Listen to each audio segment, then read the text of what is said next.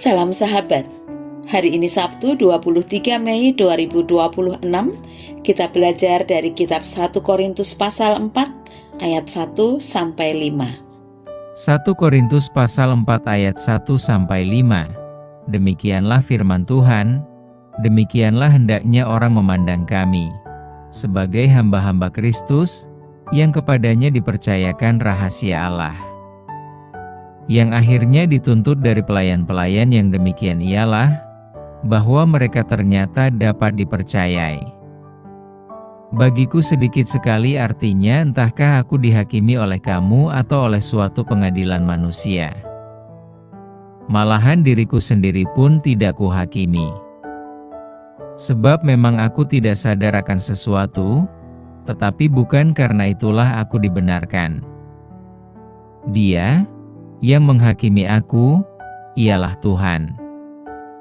Karena itu, janganlah menghakimi sebelum waktunya, yaitu sebelum Tuhan datang. Ia akan menerangi juga apa yang tersembunyi dalam kegelapan, dan ia akan memperlihatkan apa yang direncanakan di dalam hati.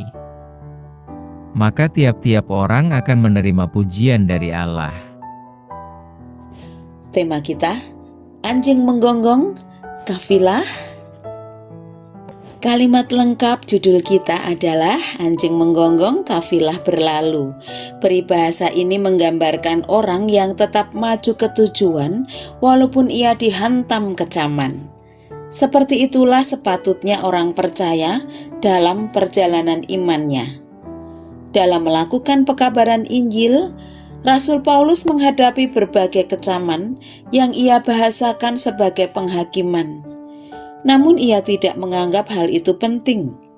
Baginya, hanya Tuhanlah yang berhak melakukan penghakiman atas pekerjaannya.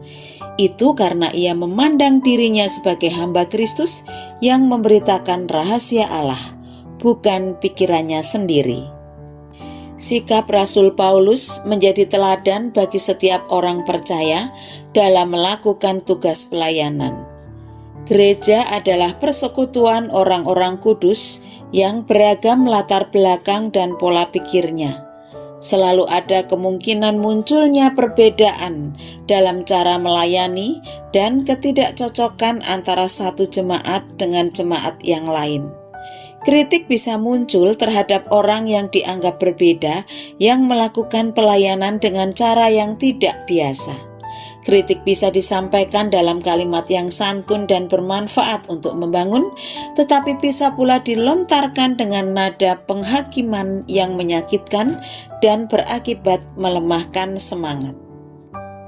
Belajar dari Rasul Paulus. Kita diajak untuk tidak mudah terpengaruh secara negatif dengan kecaman atau penghakiman.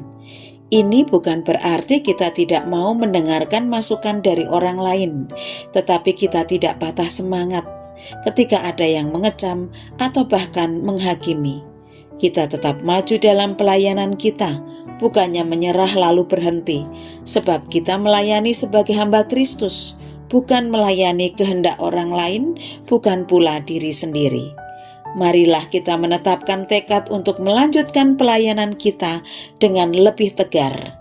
Kita mengalihkan fokus kita dari komentar negatif ke Tuhan dan terus menyalakan semangat kita.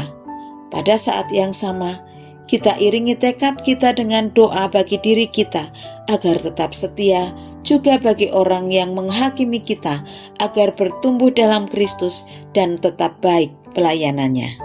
Mari kita berdoa.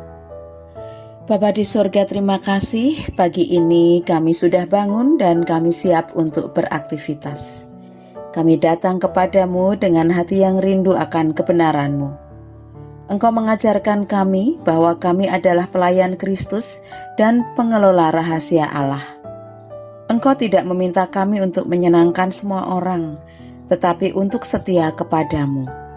Ampunilah kami karena kami sering goyah ketika menghadapi suara-suara di sekitar kami, kritik, cibiran, bahkan penilaian yang tidak adil. Berilah kami hati yang teguh, agar tidak mudah terhenti oleh suara yang melemahkan, tetapi terus melangkah dalam panggilan-Mu. Jauhkan kami dari keinginan untuk menghakimi sesama, karena Engkaulah hakim yang sejati. Ajari kami tidak meninggikan diri karena pujian, dan tidak hancur karena celaan. Bentuklah kami menjadi pribadi yang hanya mencari penilaian-Mu, bukan pengakuan manusia. Kuatkan langkah kami ya Tuhan, agar kami tetap berjalan dalam terang, meski dunia tidak selalu memahami. Izinkan kami hidup menjadi saksi bahwa kesetiaan kepadamu lebih berharga dari segala penilaian manusia. Ampunilah dosa-dosa kami, di dalam nama Tuhan Yesus kami berdoa.